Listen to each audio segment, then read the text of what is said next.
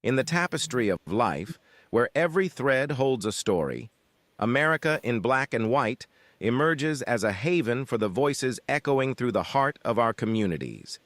In this podcast, we wade through the rivers of our collective experiences, celebrating the vibrant hues of change brought forth by the whispers of hope and the roars of action. It's more than just a conversation. It's a journey into the heart of our society, illuminated by the light of those daring to dream and do. Join us, and let your voice be the melody that guides us toward a dawn where every color finds its place in the masterpiece of our shared destiny. Together, let's paint a future brimming with the positives that dwell in our minds and the actions that shape our world. Good evening, ladies and gentlemen, and welcome to another episode of America in Black and White, where we are coloring conversations on the canvas of America. Tonight, we have a very special guest joining us. We have Dr. Shakir Abdullah. Dr. Abdullah is a seasoned higher education practitioner and scholar and diversity optimist.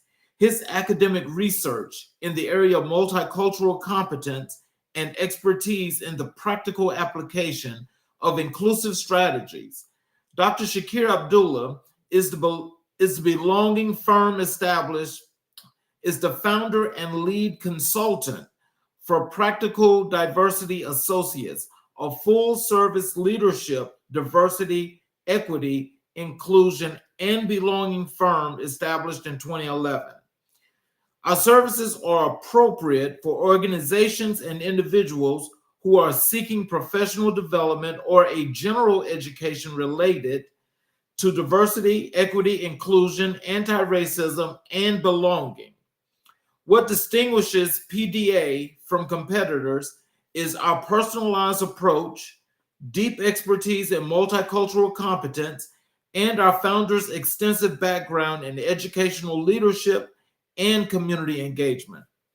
Dr. Abdullah spent more than 20 years in higher education and worked at nearly every level in that field.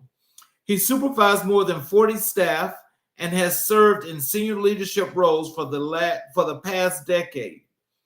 He earned his undergraduate degrees from Wittenberg University, his MA in higher education and student affairs from The Ohio State University, and his PhD in the administration of higher education from Auburn University.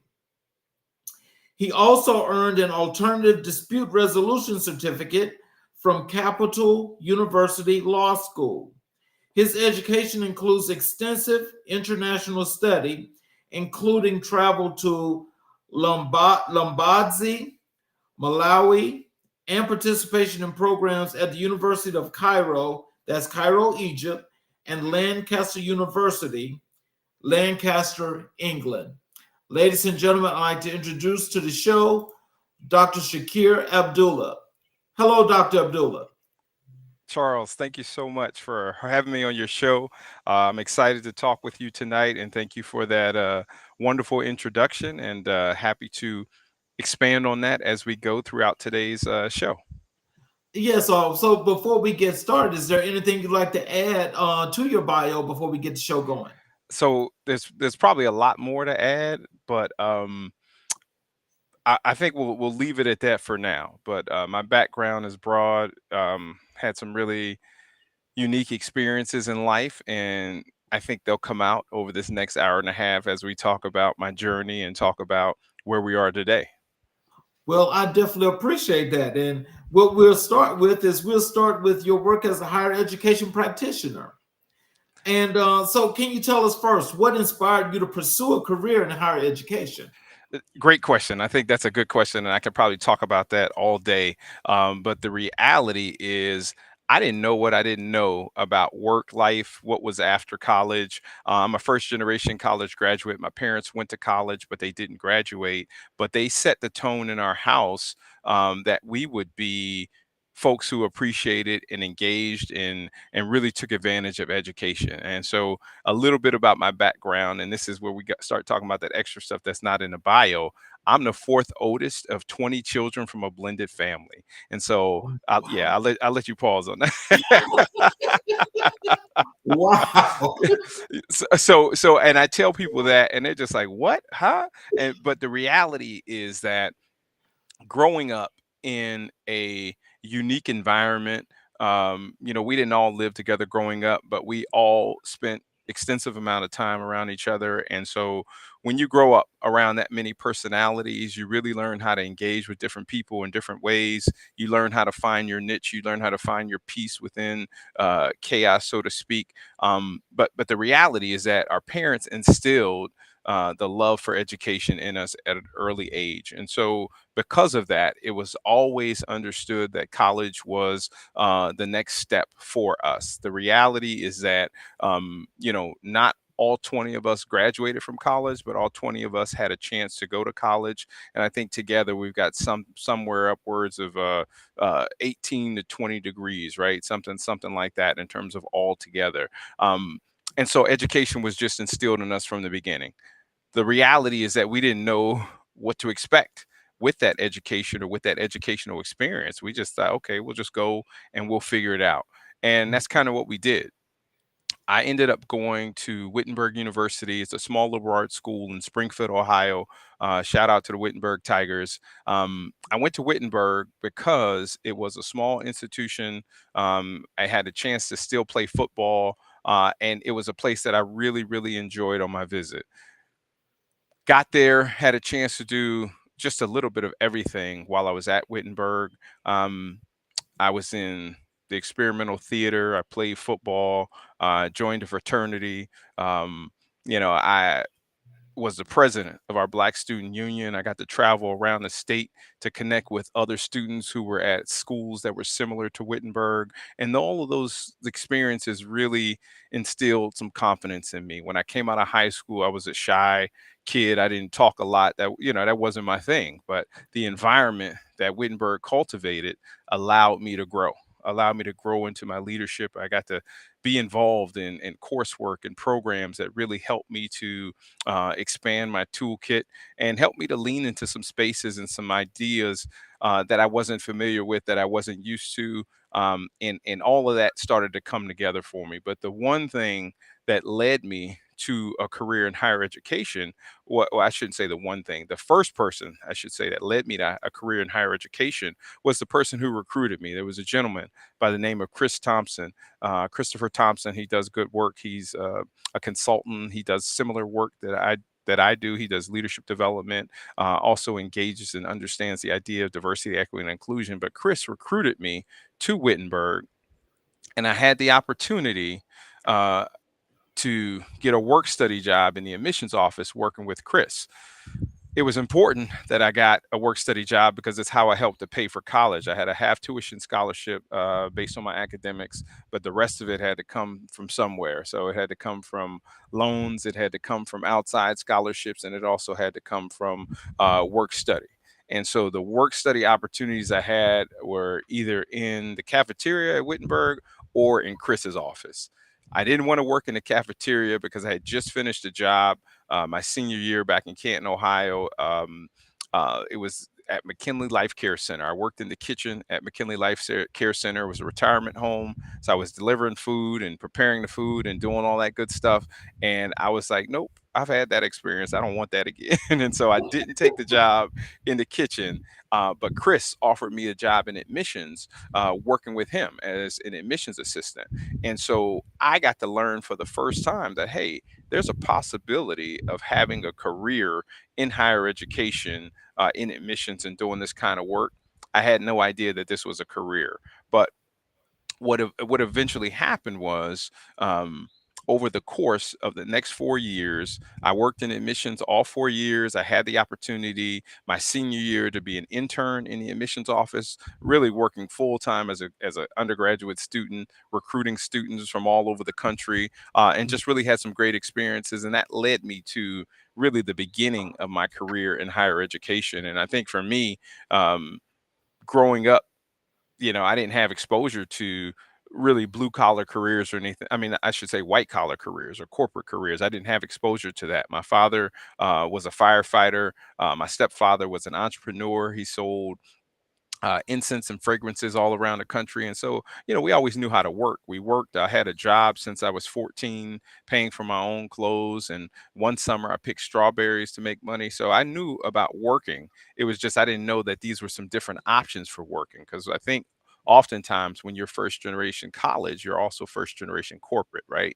And so you Yeah. start to become exposed to so many things, and these things start to evolve, and these opportunities evolve, and that exposure makes all the difference. And so that exposure from Chris Thompson to the admissions office was really the thing that prompted me to kind of start this career in higher education. And then from there, so many other opportunities emerged. But I had no idea that this was a career. I majored in business as an undergrad because I thought if I major in business, I can get a job, right? I had a scholarship from National City Bank, which was a local bank. And so that was actually my first white collar job. I wore a shirt and tie. I was a bank teller between my senior year and my freshman year, and I worked at the bank every summer while I was in college. And so that was the beginning of my exposure to something different from what I was used to. So yeah, that's a long way of saying, Mhm. I started my career in higher education because I was inspired by Christopher Thompson. Okay. So, how do you define your role as a higher education practitioner? Yeah, so for me, the role is broad. My goal in the work that I do is helping students to achieve their dreams, and I do that because people help me to achieve dreams that I didn't even know I had. Right. So I talked about Christopher Thompson, um, Kelly Reveling Cobb, uh, people like Catherine Wagner, who was my speech teacher at Wittenberg, Ken Benny, who was the director of admissions. He ultimately hired me in admissions. Dr. Janice Edwards was a person who helped me understand that I could go to graduate school. So for me, it's all about giving back and helping folks reach their dreams, even if they don't know what those dreams are, because people did that for me. And so, whatever role I occupy in higher education, I'm always motivated by that notion of helping people to achieve their dreams, whatever they may be. And so my role is defined by that, Mhm. but the work that I do is broad, and I can talk a little bit about that, but I don't want to go on forever. But that's interesting. For your role there as a practitioner, because I think about our platform here, which is about reaching back and Mhm. picking up the underserved, marginalized LGBTQ communities. Yeah. And to inspire people and motivate those people to actually want to do better. So, can you tell us a little bit? How can the work that you do? How does that translate to reaching into the communities and inspiring these individuals? So I think for me, the work is about making sure that folks have a pathway where there seems like there's no way. I think for me, it was really, really important to understand that the resources that institutions provide, some of the resources that are now being limited by executive orders and by laws being changed across various states, those resources were the lifelines for folks who didn't know how to navigate the collegiate experience. I know I didn't know what I was doing half the time, but I had people and I had resources and I had programs that helped to guide me, that helped to support me. I talked about the scholarship that I got from National City Bank. I talked about Dr. Janice Edwards. She was our director of multicultural affairs at Wittenberg University. And so she oversaw our minority organizations. I looked at some of those organizations. They helped open the door for me in terms of leadership development. I got on the board for our Black Student Union as a sophomore, I think as a sophomore, and started working my way up because I mean, I needed that. I needed to be pushed. One of my guys, one of my good friends, Rodney Hopkins said, "Hey man, you need to be in this leadership role." And I'm like, "Whoa, no, I don't want to do that." Right? I didn't want to be out in front because when you're in front, you got to deal with all that. And I didn't want to be in that role, but it evolved. And eventually I became the president my senior year. I mean, I worked with others across campus, people like Bianca Bell and some other folks at Wittenberg, to create a unity march, right? We were connecting with the community because there was, this townie versus campus divide, and it was important for us to make sure we got out there and connected with the community, and by connecting with the community, it helped our students feel more welcome, right? So people had a place to go get their hair cut, they had places to go and worship on the weekends, there was a connection, right? And so for me, this work is all about being a bridge. It's being a bridge to populations and communities that are underserved, that are marginalized, folks who don't always see themselves reflected in leadership or in mainstream communication or mainstream representation at institutions. And so that's the work that I do, and that's the work that I've always done. And I think it really has helped make a difference for the students that I've worked with, right? And I think it's made a difference for me because I've always felt like I was fulfilled, right? And it wasn't a situation where, I felt like I had to be marginalized or I had to not show up uh, fully, right? This whole notion of code switching and things like that. I was fortunate. The work that I've done in higher ed and the example that I've tried to set is that I didn't have to code switch and folks didn't have to code switch around me because, who I am is who I am. And I try to make sure that folks appreciate that opportunity to be themselves as well. So that's just really the nature of the work that I've always done in higher education. Wow. You know something? You just said a million and one things that I'm sure that the light bulbs went out all around the world. Everybody that heard that. Can you tell us like what kind of initiatives do you guys have, to actually target and to help those people, to come into the fold of going into, getting into higher education, getting that college experience and learning? So one of the things that I'm doing with my company, Practical Diversity Associates, is making sure that I am connecting with young people, and really even I have to make sure I'm thinking about people who are returning to higher education. I have a program that we run through our company called College Degrees, and so the degrees, it stands for Developing Effective Goals, Resources, Emotional Intelligence, and Entrepreneurial Skills. And it's really designed to help people understand that there is not a singular pathway to college. There's not a singular pathway to success. And maybe it's not college, maybe it's the military, maybe it's a trade school, maybe it's an internship, maybe it's an apprenticeship, or whatever it is. People have to know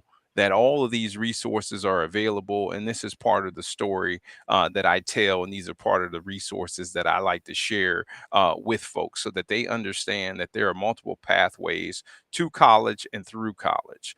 And this is important at this time because many of the resources, many of the programs that I have historically worked with are being written out of higher education, right? I spent um, Mhm.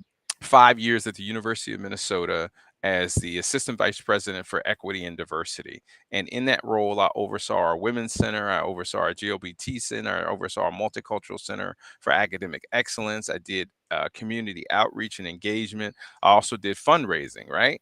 And the reality is there are many states and national laws that are saying you can no longer have these programs, right? We used to have our multicultural graduation. Those are the kind of things that are being outlawed.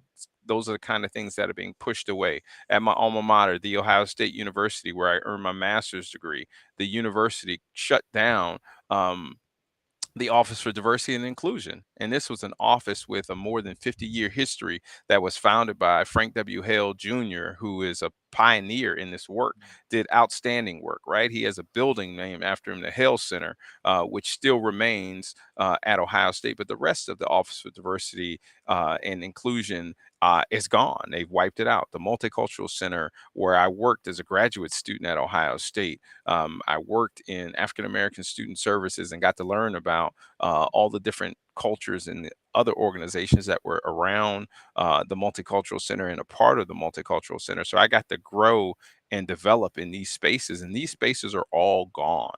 They're wiping them out. They're being marginalized, and so all the work that I've historically done, a lot of that work is gone.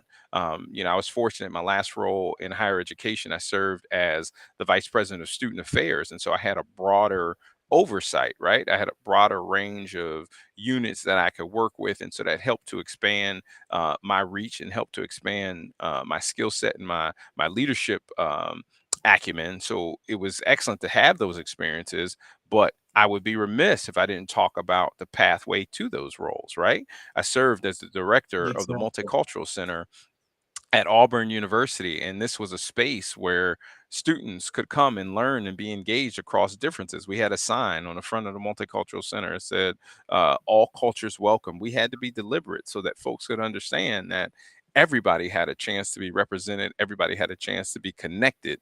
But the reality is that the perceptions of the work that we did was that it was only for a specific population, and the reality is that the work that we did was for all the students that were at our institution: international, domestic, white, black, Asian, Hispanic. um, you know, it was for everybody who was going to show up as a part of our campus community. And if you didn't feel like you were part of our campus community, let us know so that we can do what we need to do to make sure that you're embraced, to make sure that you're engaged, and to make sure that we have the resources to help you thrive. Wow. So that experience at Auburn, because that in itself sounds Mhm. unique that you actually had a place that's called the Multicultural Center and everybody's welcome, invited, whatever have you. What was that experience like for you? So it was different. I'm originally from Ohio. I grew up in Ohio, and when I finished at Wittenberg, I moved to Atlanta for just a little bit, and then I moved back to Ohio. So most of my professional career, most of my personal life was lived in Ohio. Um, had a chance to move to Georgia. My wife is from Columbus, Georgia, so we had a chance to move back to Georgia. And Columbus, Georgia is about an hour from Auburn, and so we were closer to her Mhm. family. And the chance to serve as the inaugural director of the Multicultural Center at Auburn was something that I jumped at, right? I thought, oh, this will be a great opportunity to experience it. But I had to get over my culture shock first, right? So I was in the deep South. Uh, I was at a very conservative institution, and I was leading a multicultural center at a time where, folks weren't really sure what to do with a multicultural center. They weren't sure how to address it or how to engage it, which is why I had to be deliberate in creating partnerships. And so Auburn was really one of those first places where I had to, well, not the first place, but like Ohio State, I had to get out and really make some strong partnerships across campus, partnerships with our counseling center, partnerships with our student affairs unit, partnership with human resources so that we could do training for all the staff. We did some safe zone training for the staff and created a program based on a student survey and a class project. So there was a lot of work that I was able to do, but it was dependent upon me being collaborative and me getting out of my office and walking around and connecting with as many people as possible. Because, um, you know, if it was up to most of the folks there, the Multicultural Center would have withered away.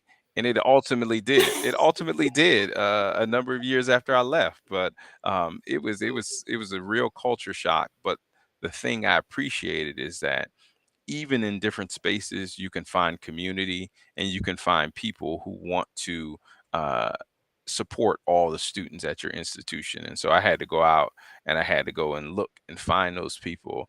And the reality is, I was probably most disappointed in the people who I thought would be my allies because they were not. And in fact, my dissertation was inspired by that lack of support. I was confused why people in these roles, people with these titles and these identities, I was confused why they were not doing the work and not committed to the work for the students. I mean, I was young and energetic, so I was excited about the work, and I couldn't believe that other folks weren't. And so I did a survey. I did my dissertation. It was a nationwide survey of diversity services professionals in higher education, the people who did the kind of work that I did. I wanted to find out how they came to this work and what inspired them to do this work. And ultimately, what I found was that um, your identity didn't matter in this work. Where you were from didn't matter in this work. Your gender identity didn't matter. Your sexual orientation didn't matter. Your age, your number of languages spoken, none of that mattered. What mattered most was your desire to learn, the desire to learn about other cultures and your own culture. Those were the number one factors in terms of someone being multiculturally competent. And it was an epiphany for me because I thought, oh, you have to have these experiences in order to do this work, because I was thinking about my own journey.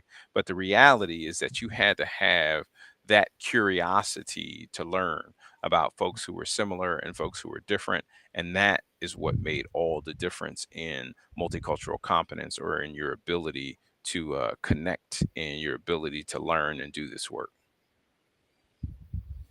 So, what could you tell, or what advice would you give to our audience, for people that are actually listening, to this plethora of things that you're giving out here, talking about the experiences and how things went and how they operated? What are some advice you could give people that would want to come into an environment Mhm. like that, and how they can actually Yeah, adapt? so I think the number one piece of advice I would give is make connections. Find your tribe, so to speak. Find the people who will be supportive, the people who have done this before you, the people who you can lean on and get advice from, right? That is critical, because if you find those folks who are going to look out for you, those folks who are going to help you to navigate the environment, then you'll be able to thrive. There's research that talks about the fact that you have to have some connections in order to thrive and remain and graduate from an institution. If you don't have those connections, it is much harder to graduate. It is much harder to persist through graduation and to do well at an institution. And so I would encourage folks to find community. Look for community. Be deliberate about looking for community. Find the people who inspire you and go hang on to those folks. Find the folks who have been successful and go hang on to those folks. Find a faculty or a staff member and learn from that person if they, have some light that you want to attach to your light, right? Those are the things that I would encourage people to do, and that will allow you to thrive, right? Because the reality is that all your allies, all your advocates are not going to look like you. They're not going to have the same experiences as you. But if you are deliberate in finding those folks, finding good people, it's going to make all the difference. I was fortunate in terms of the connections that I made at Wittenberg. I was just over the weekend at the house of one of my fraternity brothers, and we had some other another fraternity brother in town. And we were talking about how the fact that we have been connected for 30 years, and those over the course of those 30 years, we have uh, been nothing but iron sharpening iron, right? Um, uh, me and three other my fraternity brothers, we have an accountability meeting that we have every Monday morning at 8:30, just to make sure that we're working towards our goals, personal, business, and otherwise, right? And this is the thing that helps you to thrive. If you find good people, you find good friends, and you find those folks who are going to encourage you, those folks who are going to support you, folks who are going to challenge you to be your best, right? That is what makes all the difference.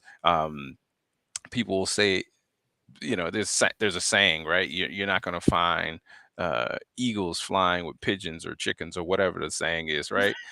You're not, right? So get with the folks that are going to elevate you and elevate with you, because the reality is that sometimes you're the wind beneath their wings, and other times they're the wind beneath your wings, right? And it all works together when you have good people working with you. So I would encourage folks who are stepping into those spaces to find those folks who are going to love you and support you and challenge you and just be there for you, sometimes not even saying a word. Mm, wow. Can you share a defining moment in your career that solidified your commitment to this field? Yes. That's a great question. There were a few defining moments, but I think um, one of the ones that I'll think about is back on it was on September 11th. I was working at an institution, September 11th, 2001, when the Twin Towers Mhm, collapsed. Um, mhm, I was working at an institution, and it happened. The Twin Towers were hit, and we were gathering all the students together to check on the students and to say, let's make sure all these students are okay. And then I shared with one of the staff people. I was like, well, I'm impacted by this as well. And the person said to me, well, you don't count. And so I thought, yeah, yeah. No. And it was interesting for me because I was trying to understand why I didn't count, right? And this is something that I've pondered for a number of years just to try to figure out what did they mean? Because I knew the person and, this is a good person, yada, yada, right?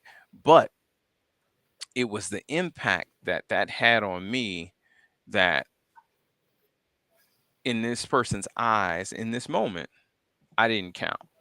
And so it was really, really important for me to make sure that I counted and everybody else I engaged with in higher ed counted as well, right? And so that was a defining moment for me because it helped me to realize, okay, I've got some work to do.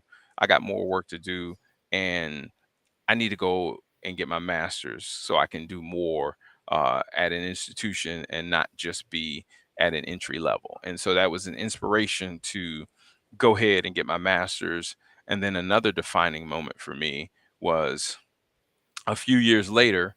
I was studying abroad in Lancaster, England, and talking with students in England, and they were sharing their perspectives. There were students from all over the world, and it was a moment where my identity as an American came to the forefront in ways that it hadn't happened previously, Before. right? And I was like, wait a Mhm. second. I thought I knew something. I don't know anything. I need to go ahead and get a PhD and really study and do some work. And that was another defining moment for me. It wasn't until, a number of years later, 8 or so years later, that I ultimately got my PhD. But those were a couple of defining moments that helped me to realize that there's work to do, and I need to make sure that I always count and people always know that they count with me. And so those are some defining moments in my career that helped me to stick with this work. Now we're gonna transition over to your work, as a scholar and you and being a diversity optimist. Now, Mhm. I gotta say, when chatting with you about that, and when we were, kind of had this summation and so forth, I want you to know that that was like really, really interesting to me because I guess in just having that conversation and listening to you explain that, it just got my brain rattling because it just kind of made me think of like a million and one things, and Mm. it's got my mind spinning because I don't think I know everything, but there are a lot of things that I'm familiar with, Yeah. and like, but it's the way that you was explaining that I want you to kind of like drop some of this knowledge here on the audience tonight because I think it's really important. As a scholar, Mhm. what areas of research are you most passionate about? Right. And so I appreciate you kind of referencing our conversation, but for me, it is this whole notion of multicultural competence, right? And multicultural competence, it consists of three things: Mhm, knowledge, skills, and awareness, right? Uh, mhm, knowledge, skills, and awareness of people who are similar or people who are different from you, right? And so this mhm, was an area for me of research that really resonated with me because I was really curious about how people came to do the work that we do as it relates to diversity, equity, and inclusion. Some people mhm, do the work or take the roles just because of their identity. They say, well, I'm a member of this community. I represent this or I represent that. And to me, that's a challenge. There's actually some research that talks about why that shouldn't be the case. It's this notion called the multicultural myth. Just because you're a member of a community or you represent an identity doesn't mean that you can do effective work as it relates to diversity, equity, and inclusion. You have got to have some skills, some knowledge, and awareness behind the work that you're doing. You can't just show up because you look like you belong, right? You actually have to belong, and you have to make sure that you have um, a knowledge base for the work, right? And I think that's a little bit of what has impacted diversity, equity, and inclusion on a national scale. There were too many people doing the work that didn't know what the heck they were doing, and it's a challenge, right? And so for me, I really wanted to make sure that I had a knowledge base as it related to diversity, equity, and inclusion, belonging, all these different spaces. So I had to do research. I had to do work. I had to have some professional experience. I needed to listen to people. I needed to read. I needed to write. I needed to do all this stuff. Presentations at national conferences and all of that. That was important to me because I wanted to make sure that I had some credibility in the field. And so to develop the knowledge, skills, and awareness that are necessary, I think that's a space, and that's a space that I'm really, really passionate about because um, I can't help people develop if I don't have any knowledge, if I don't know what's happening, if I don't know anything about multiple communities, then I can't support and engage with multiple communities. If I don't mhm, have the skills to transition between communities and to train people and to meet people where they're at and to help develop the people, then I'm no good, right? And if I don't have the awareness of when I need to do that, then I'm also no good, right? Because I can have all the book knowledge in the world, but if I don't have the awareness to know when to apply it or when to make sure it's at the appropriate level, then I'm no good, right? And so all of those things combined are necessary for me and for others to do this important work when it comes to diversity, equity, and inclusion and belonging, right? You've got to have some research. You've got to be grounded in all of this theory, and you've got to just be aware, right? You got to be aware of all of these things because I have taken the time to do that work, because I've got that experience. I remain optimistic, right? I remain optimistic about diversity. I call myself a diversity optimist because I think that we are much better together. I think that as we engage with each other, as we get to know one another, is critical, right? It's important that we recognize that we were made from nations and tribes, but not to despise each other, but to get to know one another, right? And mhm, so we can't get to know one another if we're closed off, if we don't have the skills to engage and try to communicate with people across languages and across styles. It's critical, right? I spent some time when I was in Europe. I spent a week in Paris, and je ne parle français. Parlez-vous anglais, right? So I don't speak French, but I asked the okay, people if they spoke English. And when you make that overture, people are much more apt and much more welcoming to mhm, you and ready to connect with you because they appreciate it. They appreciate the notion and they appreciate the idea. And so hopefully this rain that just showed up is not impacting the sound, but it's like people appreciate you much more if you make an effort to get to know them, right? yes, It's much more difficult to connect with people who you to only want you to know them, right? It's no back and forth. There's no exchange. That's a mhm, problem. That's a challenge. And so for me, trying to apply all these things, trying to be in all these different spaces, it helped me. It helped me to grow. It helped me to learn. I was in the Dominican Republic y yo hablo español muy bien, entiendo mucho más que yo hablo, pero cuando hablan en español, las personas creo que yo soy dominicano, right? I speak Spanish. I speak Spanish pretty well. I understand more than I speak. But when I was in the Dominican Republic, those people there thought I was Dominican, right? And so it's like when you have all of these experiences, when you get to show up in these different spaces and you get to talk to folks, it makes a difference. You have a great experience. When I was in uh, Egypt, right? I told the people, I said, Beno Jamaatul Muslimin Ameriki, right? In Arabic, I told them I was from a community in America. And so my experience was much different from the other people who were there who didn't have any Arabic language experience, right? I mean, I can't speak Arabic very well, but I had some Arabic, right? And so it made a difference. It made a big difference in how I was treated and how people engaged with me. The same thing when I was in Malawi. I spoke just a little bit of Chichewa, and the folks embraced me, right? And I looked around, and they looked just like me and my brothers, my sisters, my cousins. I'm like, man, this is amazing. But the reality is, if you don't get out of your own comfort zone, you can't grow. If you don't take the opportunity to learn from folks who are different and folks who are similar to you, then you can't grow. And I say that because sometimes we look at people and we think, oh, you're just like me. And the reality is we couldn't be any further apart because we didn't take the time to get to know each other. And just because we look alike doesn't mean we are alike. So let's learn about who we are, learn about the communities we come from, the ways we exist, the ways we appreciate, the ways we live, the ways we love. Those are all the things that you get to do when you challenge yourself to do more than just be comfortable in your own space.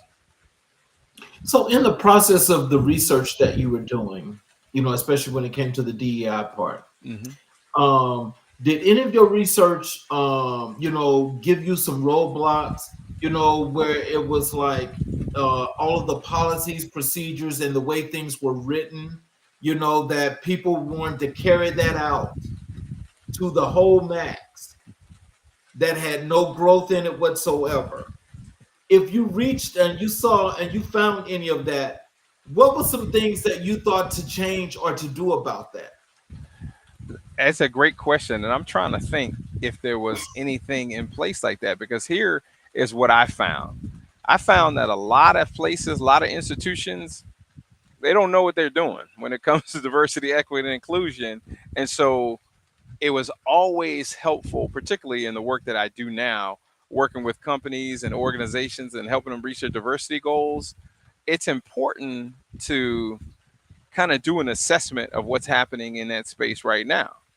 How are people feeling welcome or unwelcome within a community, right? So surveys, focus groups, some of those different things, one-on-one interviews, those are the things that help you to understand what's happening in an organization. And it also helps you to understand if there might be policies that are blocking people's success or blocking people's abilities to fully exist in who they are, right? And so I can't think of policies or programs that existed that were limiting people's ability to engage, right? Um, there's always an opportunity to do more, but sometimes you're limited by your status, right? A private institution can do more than a public institution can do, right? True, Public true. institutions are limited sometimes by state statutes, whereas private institutions have a lot more flexibility in what they're able to do. And so I can't think of like a specific policy where it was limiting people's abilities to thrive, but I can think of different ways where we created spaces, resources, and tools to help people thrive more. And so let me give you some examples there. Um, One of the things that we did, I'm thinking about at the University of Minnesota, we created an alumni advisory board for the the Office for Equity and Diversity, and that Mhm. alumni advisory board was able to give us insight into the experiences they had as undergraduate students, and so they pointed out some things that we could do differently in terms of events and programs. So that was one of the things that we did. Another thing I did at the University of Minnesota was created a new program, because what we found was that people in the community were not Mhm. aware of the university. They didn't know what was going on. There was a big disconnect. And how I figured this out, I was at an event in the community at a school. We had our mascot, and the kids at the school had no idea who our mascot was. And I was shocked. I was shocked. I'm like, what in the world's going on? And so I recognized that we needed to connect with the folks earlier. And so we created a program called Core 2025. That was community outreach, Mhm. retention, and engagement 2025, with a goal of increasing the number of diverse students at the university by 2025. Not to be confused with Mhm. Project 2025, right? So, so, so, so this this program was designed to go into the schools, starting in eighth grade, exposing the students to the university, bringing the students to campus, bringing campus to the students on a regular basis, and then we would host these students 2 to 3 times a year on campus, right? Just to open the doors and help them to understand that these opportunities exist for you. You may not be aware of them, but now you're aware of them because we've given you the resources and we've given you the tools to help you thrive and to help you to understand what these opportunities look like, right? And so those were the kind of things that I would do every time I saw an opportunity or a need to expand a resource. That was one of the things that I did. And it was not because folks were unable to thrive or they were limited. It was just that, hey, we can do more. We can do more to make sure that people feel welcome. We can create different opportunities. We can create trainings. We can create pathways. And so one of the other pieces that I was able to do, um, at Auburn University, one of the things that we did is we worked with our counseling center and our student affairs division to create a safe zone training that was adopted by our human resources division. And so this was a result of a survey that said folks who were part of the GLBT community didn't feel as welcome at Auburn. So we were able to create a training that helped to raise awareness of that, right? So I mean, those are the kind of things that I was able to do, just expand what we already had in place. It wasn't a situation where um, I can think of a policy that was just so egregious that we had to shut it down. It was just that, okay, what can we do to expand the resources, access, and abilities and opportunities for folks to thrive at the institutions that I was a part of?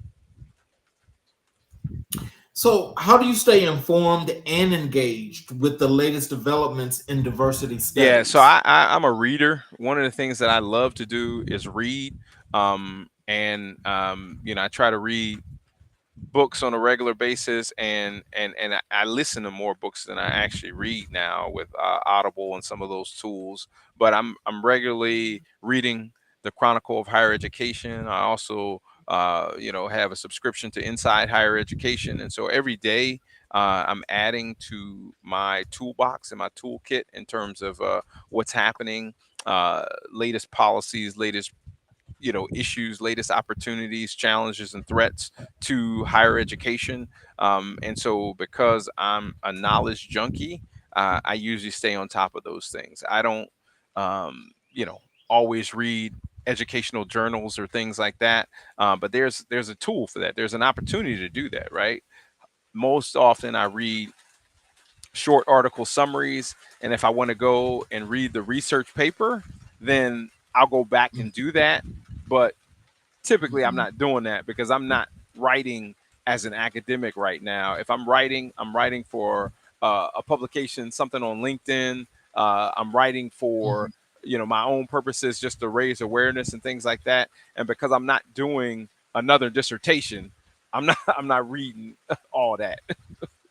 But I read stuff Mhm. every day. Well, oh, Well, I can just imagine the difference between an abstract and reading one of those big long papers. But let me ask you this, because just as I just listened to all the tools and the things that you're saying that were at that's at arm's reach, and this is not political, okay? So I want to make sure you understand that, because we're not talking about Project 2025, but uh, with the destruction of the Department of Education that's at hand right now, and knowing that that we're actually at the point of burning it to the ground, and so when at the point of burning it to the ground, what are some of the things that maybe you have thought about, some of your colleagues, or maybe people in general have thought about creating a whole new system in place to rebuild once they finish this destruction? No, that's a great question, and it's certainly something I've considered. I think what we have to do is pool our resources. We need to bring together uh, private investors, private industry, individual persons to create institutions and to support institutions that are maintaining this work, right? And so there are a number of Mhm. HBCUs, there are a number of different uh, private organizations that are doing this work and that are continuing this work. And I think we have to put all of our efforts into those spaces, into those organizations. We cannot rely on the tools that were previously used, because those can be easily dismantled as we see. And so it's really, really important to understand that there have to be alternative pathways and alternative options to help preserve our history and to preserve our future. Because I'm a diversity optimist, I think that's what we will do, and I think that's what we can do.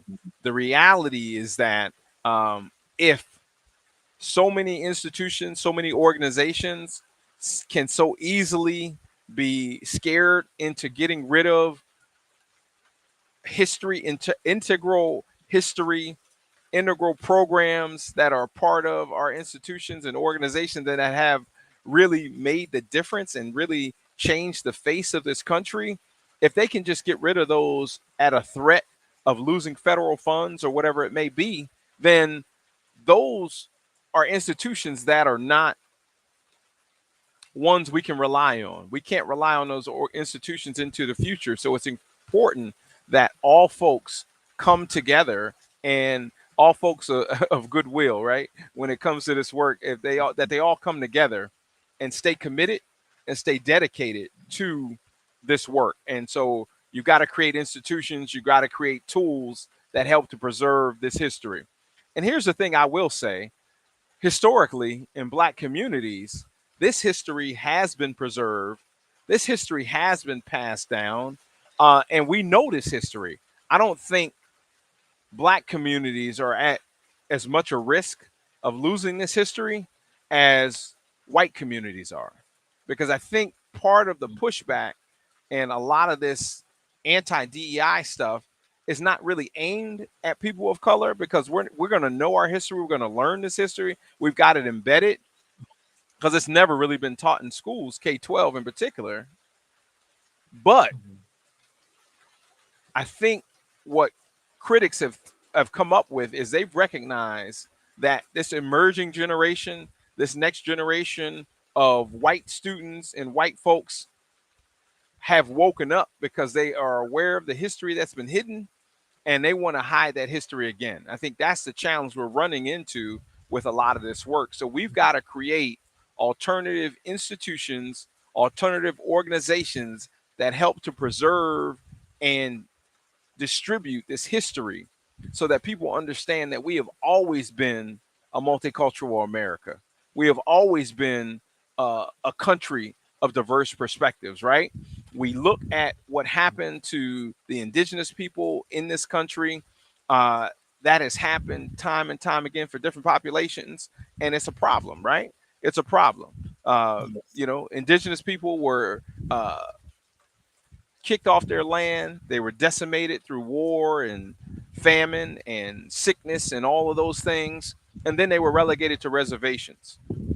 During World War II, Mm, Japanese Americans were put in internment camps because, they thought that those Japanese Americans would somehow sympathize with the Japanese who were fighting us in World War II.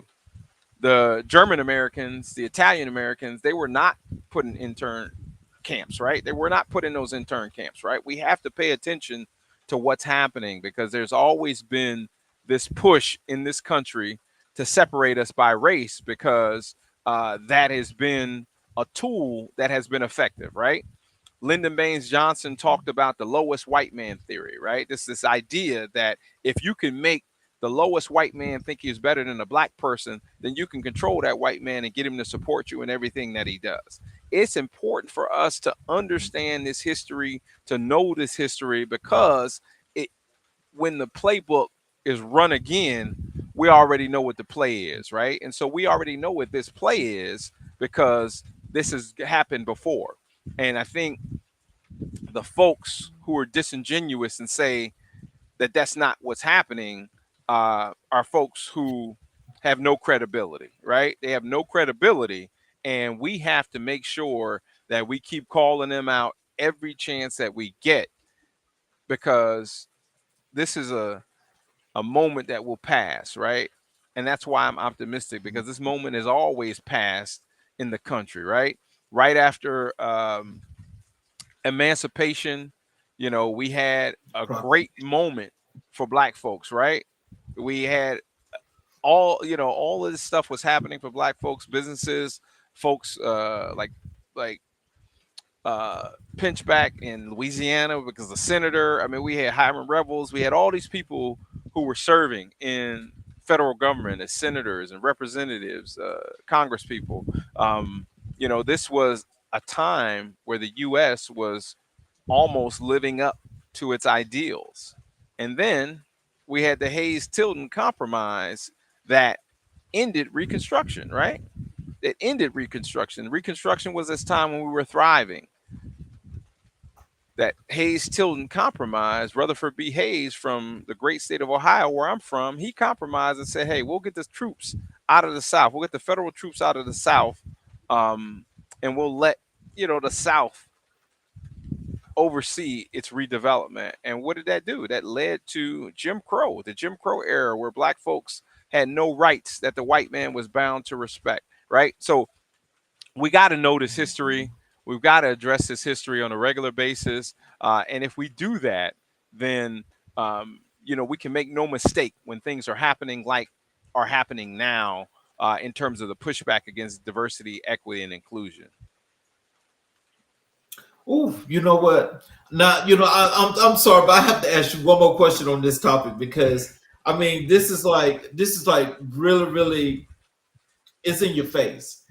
Um, now because of being the majority, but being considered the Mhm. minority, and the system being controlled and owned by the minority, which gives them the leg up and the power. With that being said, what are the chances of just even if a slimmer bit of this system is left?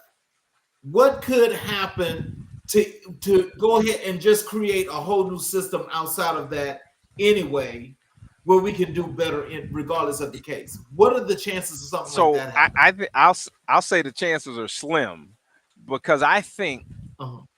what would help us form a more perfect union is us living up to the ideals of the Constitution, right?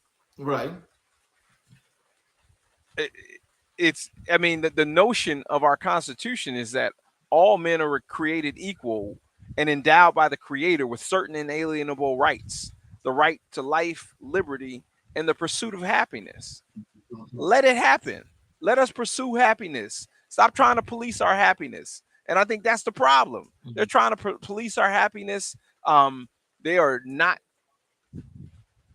putting in place the resources and the opportunities that we're supposed to have in terms of being a shared society, a collective society. People talk all the time, say capitalism is bad, and all. Capitalism isn't bad, but the kind of capitalism that we're practicing in the U.S., where